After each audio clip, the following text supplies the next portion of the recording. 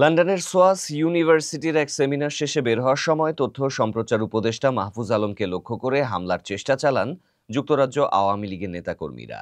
এ ঘটনায় বিশ্ববিদ্যালয় প্রাঙ্গণে উত্তেজনা সৃষ্টি হয়। স্থানীয় সময় শুক্রবার সন্ধ্যা 7টার দিকে লন্ডনের কেন্দ্রস্থলের ব্লুমসবেরি এলাকায় এই ঘটনা ঘটে। বাংলাদেশ হাইকমিশন ও সোয়াস বিশ্ববিদ্যালয়ের যৌথ উদ্যোগে ওই সেমিনারের আয়োজন করা হয়েছিল। অনুষ্ঠান শেষে হাই কমিশনের কালো রঙের বিএমডব্লিউ গাড়ি ক্যাম্পাসের পেছনের রাস্তা দিয়ে বের হওয়ার সময় আওয়ামী লীগের কর্মীরা গাড়ির ওপর ডিম নিক্ষেপ করে।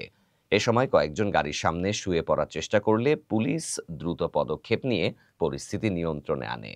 তবে গাড়ির ভেতরে মাহফুজ আলম ছিলেন না বলে জানিয়েছে বাংলাদেশ হাই কমিশন। হাই কমিশনের প্রেস মিনিস্টার আকবর হোসেন জানান, আওয়ামী লীগের কর্মীরা ভেবে ডিম ছুড়লেও তথ্য উপদেষ্টা মাহফুজ আলম অন্য গাড়িতে করে ভিন্ন পথে বিশ্ববিদ্যালয় ত্যাগ করেন। পরে বাংলাদেশ হাইকমিশনে আয়োজিত জুলাই গণ অভ্যুত্থানের ১ বছর শীর্ষক আলোচনার সভায় বক্তব্য দিতে গিয়ে মাহফুজ আলম বলেন, আজ আমি আওয়ামী লীগের আক্রমণের খুব কাছাকাছি পর্যায়ে ছিলাম।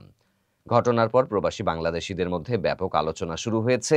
লন্ডনে রাজনৈতিক কর্মসূচি ঘিরে উত্তেজনা প্রবাসী মহলে নতুন করে উদ্বেগের সৃষ্টি করেছে।